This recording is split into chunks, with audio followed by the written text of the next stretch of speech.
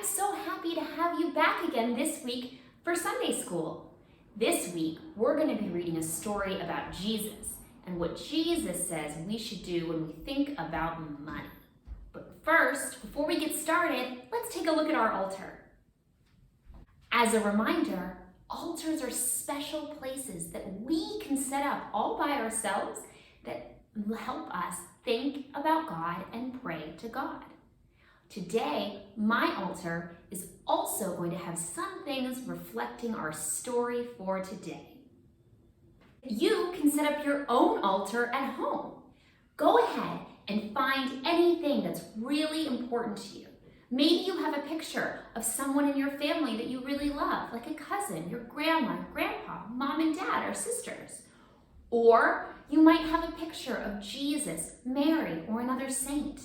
You might also have something that maybe reflects something from the story that we're going to talk about, like maybe a coin. Go ahead and also grab a candle and put everything together, and we'll light our candle together. Today, I still have my picture of Mary and baby Jesus. I still have a picture of my friends and my niece, but today I also put a nickel, put a little coin. And when we read the story today, you're going to see why I put a coin on my altar, because it helps me think about our story. This is my candle. Candles are important because when you light it, it lets you know that you are about to begin to pray and think about God and talk to God.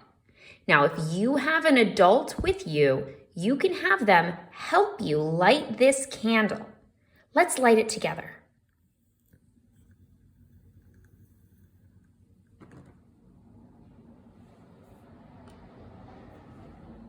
Now that we have our altar all set up, we can begin our verse. Today, our reading is from Matthew 22, 15 through 22. If you have a Bible at home, go ahead and get it and open it up to Matthew 22, 15 to 22. If you can read, you can go ahead and read it along with me. And if you can't, you can have an adult read it to you. Go ahead, pause this video, I'll still be here, and come on back.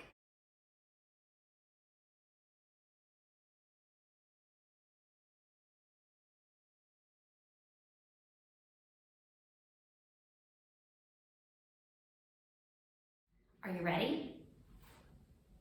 Matthew 22, 15 to 22.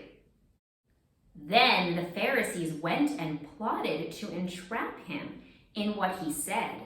So they sent their disciples to him along with the Herodians, saying, "Teacher, we know that you are sincere and teach the way of God in accordance with the truth, and show deference to no one, for you do not regard people with partiality. Tell us then what you think. Is it lawful to pay taxes to the emperor or not?" But Jesus, aware of their malice, said, "Why are you putting me to the test, you hypocrites? Show me the coin used for the tax." And they brought him a denarius. Then he said to them, "Whose head is this, and whose title?" They answered, "The emperor's." Then he said to them, "Give therefore to the emperor the things that are the emperor's, and to God the things that are God's." When they heard this, they were amazed, and they left him and went away. There are some big words in that reading. One of them is Pharisees, and the other one is hypocrites. Do you know what those words mean? A Pharisee was a special type of teacher that used to teach people how to follow God. But sometimes they were really mad at Jesus because Jesus would say that it's more important to love God than follow God's rules. And they really wanted people to follow the rules. So sometimes they would get mad at Jesus and butt heads with him. Hypocrite is a word that means somebody who says you're supposed to do something and then does the opposite. Sometimes Jesus will get mad at the Pharisees because he thought they would tell people to follow the rules, and then they wouldn't follow the rules themselves. In this story, Jesus says, give to the emperor what is the emperor's, and give to God what is God's. What he's saying is if the emperor really cares so much about money, give him the money, because God cares a lot more about how much we love him and love others than anything else. The coin on our altar represents the things that we can do that are special, that give God what is owed to God. Even though you are a kid and you probably don't pay taxes, you probably still really love God and want to follow God. What are some things you can think of that you can do this week for other people that give to God what God wants? Like love, kindness, gentleness. Is there maybe something nice you can do for one of your siblings? Can you help your mom and dad with something? Maybe there's a special favor you can do for one of your neighbors. Go ahead and share what you want to do that is extra kind and loving with the people that are watching with you. Now, our lesson is over and it's time to close our altar. We do this by blowing out our candle. Come, blow out your candle with me.